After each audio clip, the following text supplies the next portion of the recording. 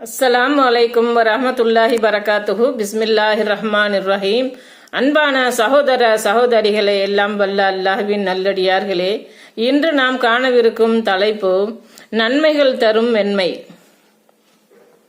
அல்லாஹ்வின் அடியார்களில் ஒருவர் இறந்த பின் அல்லாஹ்விடம் கொண்டு வரப்பட்டார். அவரிடம் அல்லாஹ், உலகத்தில் நீ என்ன நற்செயல் புரிந்தாய் என்று கேட்டான். அல்லாஹ்விடம் அவர்கள் எந்த செய்தியையும் மறைக்க முடியாது. அதற்கு அந்த அடியார், இறைவா, உன் செல்வத்தை எனக்கு நீ வழங்கினாய். அதை வைத்து நான் மக்களிடம் கொடுக்கல் வாங்கல் செய்து வந்தேன். அப்போது பெருந்தன்மையுடன் நடந்து கொள்வதே எனது இயல்பாக இருந்தது.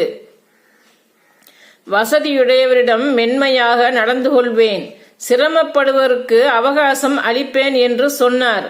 அதற்கு அல்லாஹ், இவ்வாறு பெருந்தன்மையுடன் நடப்பதற்கு உன்னை விட நானே மிகவும் தகுதி